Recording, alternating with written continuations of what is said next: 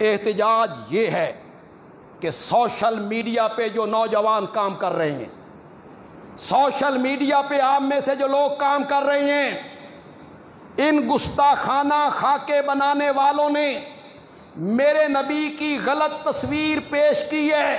Social media کے ذریعے محمد عربی کی اصلی تصویر پیش کرو، مقابلہ کرو سوشل میڈیا پر۔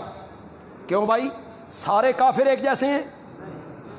چند لوگ ہیں خاکے بنانے والے، باقی کفار ان سے متاثر ہو رہے ہیں، تو تم انہیں متاثر کرو نا، تم انہیں متاثر کرو نا۔ دنیا کفر کو بتاؤ کہ محمد عربی کون ہے صلی اللہ علیہ وسلم۔ یہ ڈنمارک میں جو خاکے بنے تھے میرے نبی کے، کیا خاکے تھے پتہ ہے آپ کو؟ کیا تاثر دیا تھا انہوں نے خاکوں میں؟ یہ کوئی پتہ نہیں آپ کو، بس خاکے بنائے، گستاخی ہو گئی۔ انہوں نے خاکے بنائے جس میں تاثر دیا مسلمانوں کا نبی شہوت پرست نبی تھا،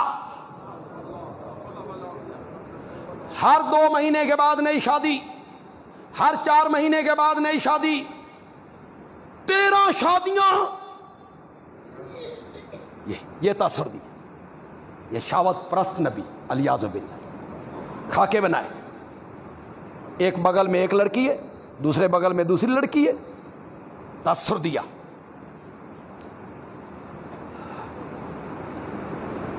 ہمیں سوشل میڈیا پر اس کا مقابلہ کرنا ہے،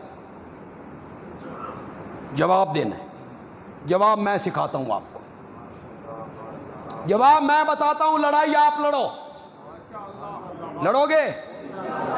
جواب میں بتاتا ہوں، لڑائی لڑو سوشل میڈیا پہ کام کرنے والے نوجوانوں۔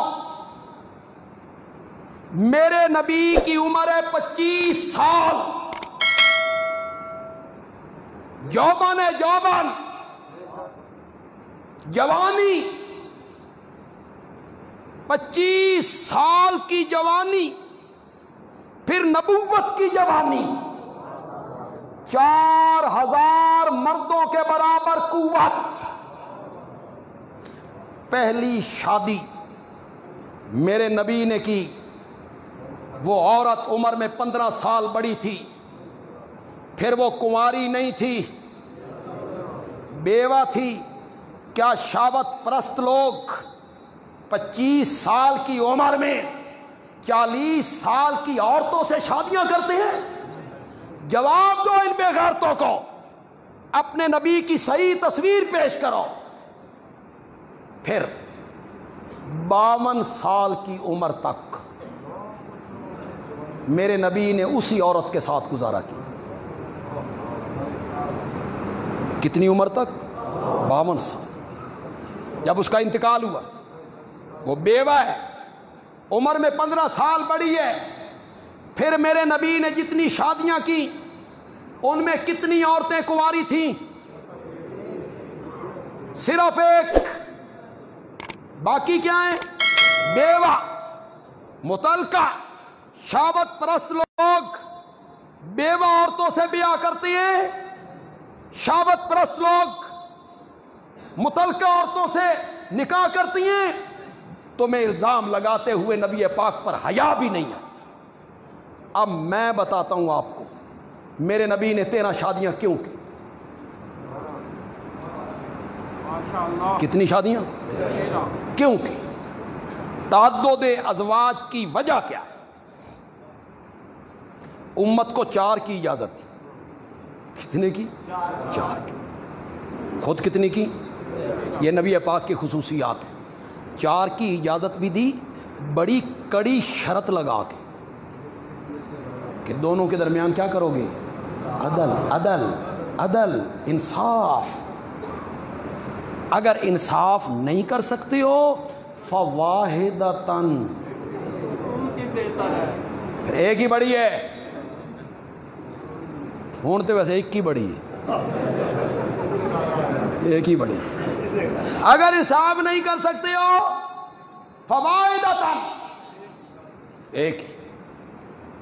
حکیم الامت مولانا اشرف علی تھانوی رحمۃ اللہ علیہ نے دوسری شادی کی، मुरीदों ने कहा पीर जी तुसी दूई शादी दा राह नहीं खोल दिता। मुरीद कहेंगे पीर साहब ने की है दूसरी शादी सन भी करनी चाहिए। हज़रत थानवी रहमतुल्लाह अलैह ने फरमाया रास्ता खोला नहीं है, बंद किया है। बंद की है, दूसरी शादी आपने की। फरमाया मेरी दिक्कत देखेंगे, मेरी मुशक्क़त देखेंगे, मेरी तकलीफ़ देखेंगे, दूई शादी का नाम ही नहीं लेंगे। तो घर में दो बीवियां, एक इधर रहती है एक इधर रहती है, और डेवड़ी में एक तराजू नसब है, तराजू तरकड़ी, सौदा तुल के जाता है, आधा इधर आधा इधर तुल के जा रहा है। कहते हैं एक जिम्मेदार था, मुरीद था, वो 2 तरबूज लेके आ गया। थानवी साहब ने फरमाया तुम 2 तरबूज क्यों लाए हो? उसने कहा आपकी 2 बीवियां नहीं, इसलिए 2 लाया हूँ। थानवी साहब ने फरमाया एक बड़ा होगा एक छोटा होगा। तो ये तो इंसाफ के खिलाफ है। उसा क्या मन पता सी मैं तुलवा के बराबर लें। थानवी साहब ने फरमाया एक मीठा होगा एक फीका होगा। उसा क्या इसका मेरे को कोई इलाज नहीं। थानवी साहब ने फरमाया इसका मेरे पास इलाज है, इसका मेरे पास इलाज है। छुरी मंगवाई, एक तरबूज को चीरा, दूसरे को चीरा, इसका आधा हिस्सा उसके साथ मिलाया, उसका आधा हिस्सा इसके साथ मिलाया, 2 टुकड़े इधर भेजे 2 उधर भेजे। जट सब कुछ देख रहा था, कहने लगा पीर जी तू तो मुसीबत च नहीं फंस गया।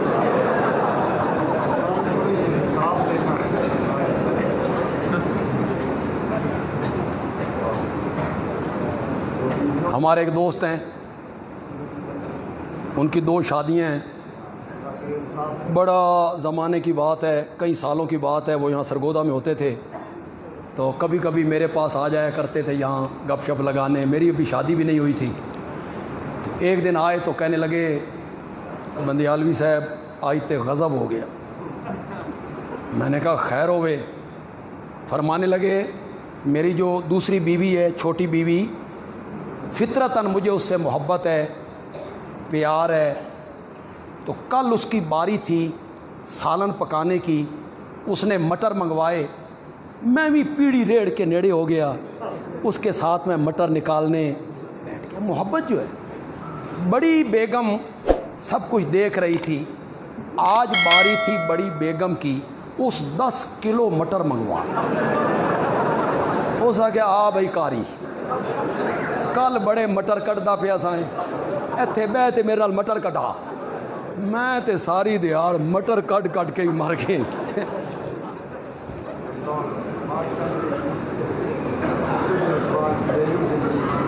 ताद्दुद अज़वाज की वजह क्या है?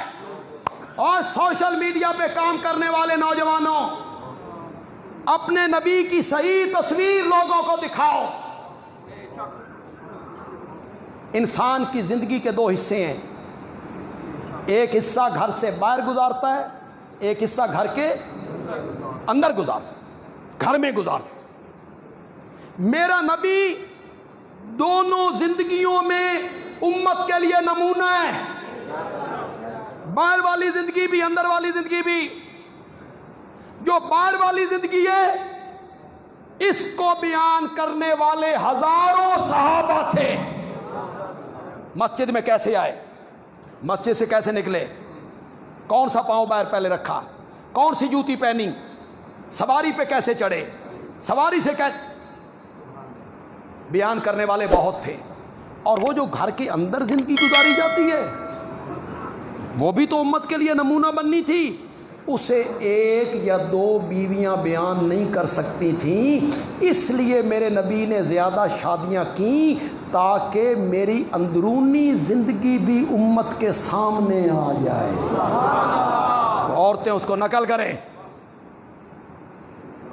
लोगों को बताओ, सोशल मीडिया पे काम करने वाले नौजवानों, लोगों को बताओ तुमने ये तासुर दिया कि मुसलमानों का नबी मुतशद्दिद है,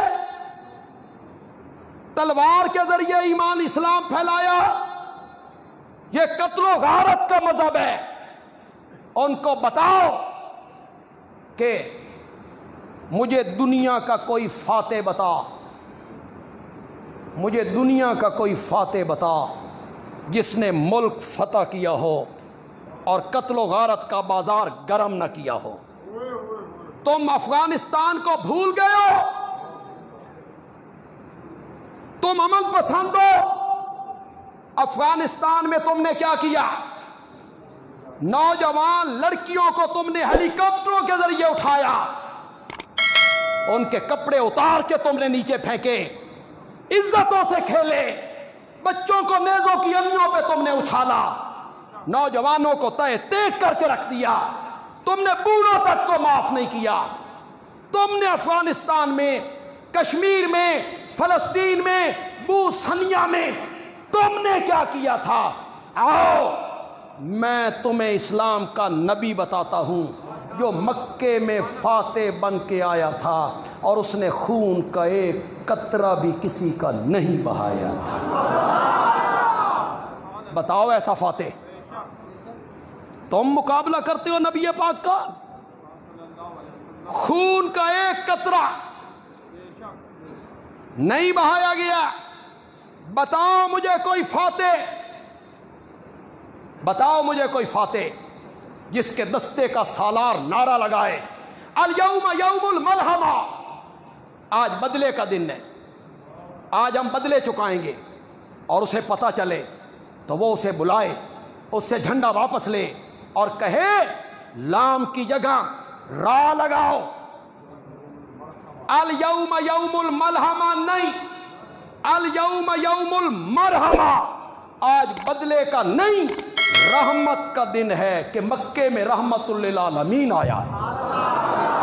بتاؤ لوگوں کو، سوشل میڈیا پہ کام کرنے والے نوجوانوں، کام کرنا چاہتے ہو، مقابلہ کرنا چاہتے ہو تو یوں مقابلہ کرو۔ ایسا فاتح دنیا نے کبھی نہیں دیکھا۔ تم نے املاک لوٹی، تم نے جائیدادوں پہ قبضے کیے، تم نے زمینوں پہ قبضے کیے۔ یہ بات جو میں آج کرنے لگا ہوں شاید آپ سے پہلے، اب سے پہلے آپ میں سے کئی لوگوں کو پتہ نہ ہو، شاید کچھ کو پتہ ہو لیکن کئیوں کو پتہ نہ ہو۔ یہ جو مکے سے مہاجر نکل کے گئے تھے، ابو بکر صدیق کا مکان مکے میں نہیں تھا، مسفلہ محلے میں تھا، مسفلہ محلے میں تھا۔ میں نے وہ مکان دیکھا تھا سن 1987 میں، وہاں ایک مسجد بنی ہوئی تھی، اس مسجد کا نام تھا مسجد صدیق، مسفلہ محلے میں۔ حضرت عمر کا مکان کہاں تھا؟ مکے میں۔ حضرت عثمان کا مکے میں، حضرت علی کا مکے میں، حضرت طلحہ کا مکے میں، حضرت زبیر کا مکے میں، عبد الرحمن ابن عوف کا، بولو زور سے بولو، ان سب کے مکان مہاجرین کے مکے میں تھے۔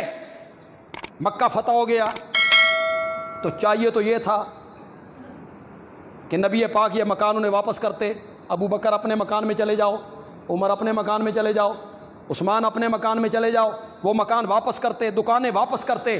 مجھے بتاؤ دنیا کا کوئی فاتح جس نے مکہ فتح کر لیا ہو اور اس کے بعد اعلان کیا ہو کہ مہاجرین کے جن مکانوں میں مشرکین کا کوئی بندہ بیٹھا ہوا ہے ہم وہ مکان واپس نہیں لیں گے، ہم انہی کے سپرد کر دیں گے۔ بتاؤ دنیا کا کوئی فاتح جو میرے نبی کا مقابلہ کرے۔ ایک خون کا قطرہ نہیں گرا، ایک بندہ بھی قتل نہیں ہوا، اور میرا نبی مکے کا فاتح بن کے آ گیا۔